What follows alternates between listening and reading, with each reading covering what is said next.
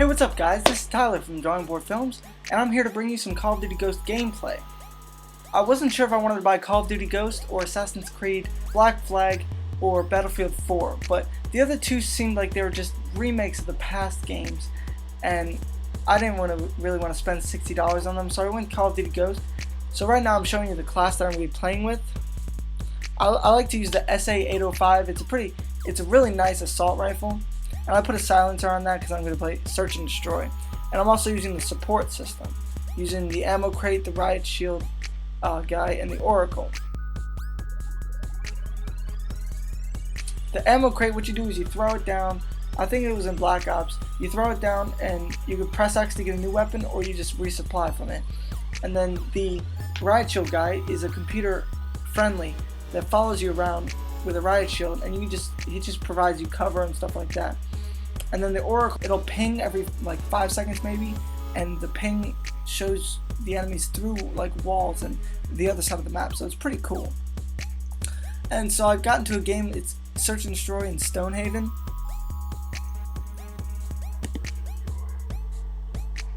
And this is actually one of the largest maps in the game.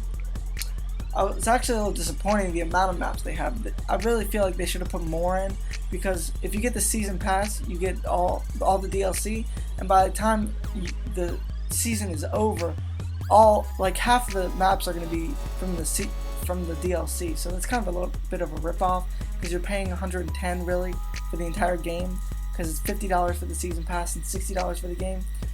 But I mean, what can you do? So right now I kind of ran down the middle, but I was making sure I was still covered, because you don't want to go out in the open, because that's like sniper paradise. Like, they're going to get you right off the bat. The reason I'm heading this way is because I saw one of my friendlies die over here, so I know there's an enemy in the general area, so I just get this guy from behind. He wasn't really prepared for me coming. I mean, whenever I see a friendly die in Search and Destroy, I always go to the little icon. Sometimes though, there's a perk that makes it so if you kill a person, the death icon doesn't show up, so that's kind of helpful if you're trying to be a little sneaky. From the First Blood drops what's called a field order, and you run over and pick it up, and what happens is it gives you instructions, and if you follow the instructions, then you can actually get a care package from the field orders. So right now it's get a kill with a melee, and I don't do it this time, but I do it later on in the video. And what you do is you throw it like any other care package, like in the other Call of Duty series, because you don't have to have it equipped this time, you just have to get it from a combat order. And you can get some pretty cool stuff out of it. Like, I know on some levels you can get, like one of the levels you can get a nuke out of it, and it kills the entire enemy team, and it actually changes the map so that from then on out, the entire map is just rubble. It's not even the same, it doesn't even look like the same map anymore, so it's pretty cool. I mean, it's not exactly a destructive environment like the Battlefield series, but I mean, it's pretty interactive. Like, they also have doors that you can open and close and stuff like that. I mean, there's at least one interactive part of every map, I'm pretty sure.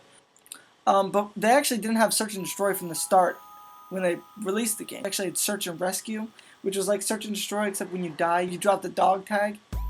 And so if your teammate picks up your dog tag, you actually respawn in the same round, just whenever they pick it up. But if the enemy picks it up, then you can't respawn again. Like, you only have the one life.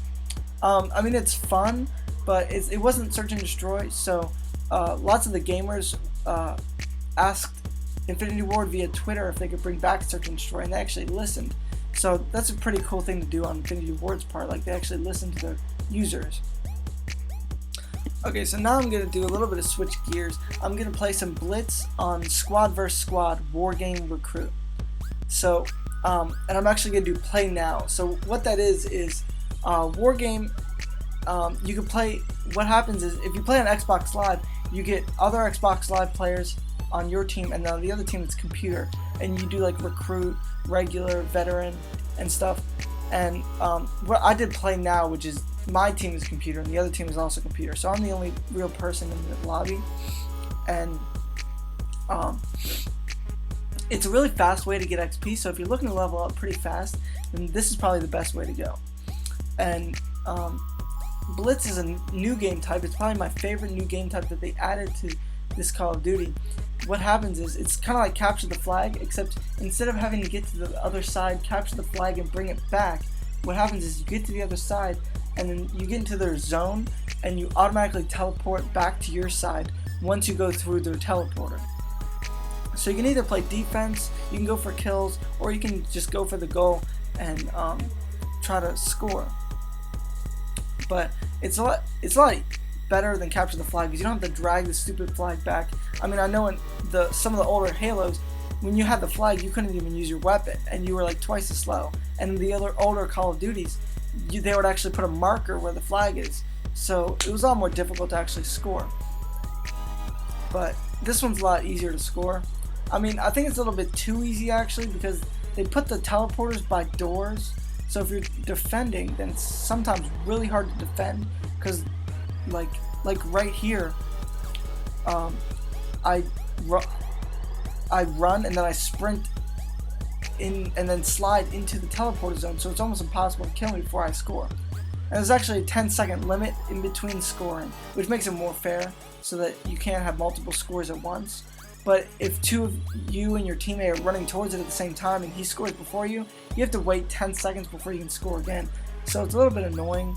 Like, you have to wait the 10 seconds and there's a good chance that you could die. So it's kind of annoying on that part.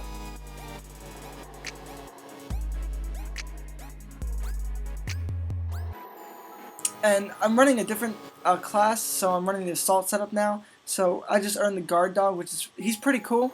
And he doesn't die very easily, like you would think. It actually takes 3 sniper rifle kills to kill him. So I don't know any dogs that can take 2 sniper rifle kills and still run around and kill people. So he's a pretty tough dog. And then my second kill streak that I have running is the Trinity rocket, which is like the Predator missile from the other Call of Duties, except you get 3 missiles instead of just 1. So it all happens pretty fast, but if you're good at it, you can get 3 kills like I do here. And actually the first rocket that I shoot gets a headshot. If you look at the top right corner, I just got a headshot from the rocket. So, I mean, that's pretty sick. Even though it didn't count for my field orders, get a kill with a headshot. So, that's kind of lame. It didn't count for my field orders. So, once you get the max XP, you can't get any more towards your multiplayer stats. But it's not that low. So, it levels you up pretty fast because I'm just dominating right here. But from now on out, I don't get any XP, but still, it's still pretty fun, and you still get a lot of XP. And you actually get a care package whenever you reach the max XP level, so that's pretty sick too. And the Juggernaut Maniac is really cool because it's a Juggernaut, but he's like twice as fast, and he just has a knife. So you literally just run around knifing people until you die. And he has a lot of health because he's a Juggernaut, so it's a really nice kill streak, but you have to get 10 points on the assault, so it's either 10 kills or 5 kills and 5 captures or something. And the game's about to end, so I'm just trying to kill as many people before I can before the game ends. And I actually like the stabbing motion in this game. It's a lot better than the other Call of Duties. Instead of just swiping across the screen, you actually go up to them and stab them like in the heart or like the neck or like the back like this. So it's a big improvement upon the other Call of Duty series. Please comment, subscribe, like, share this video. Anyways, this has been Tyler from Drawing Board Films, and thank you for watching.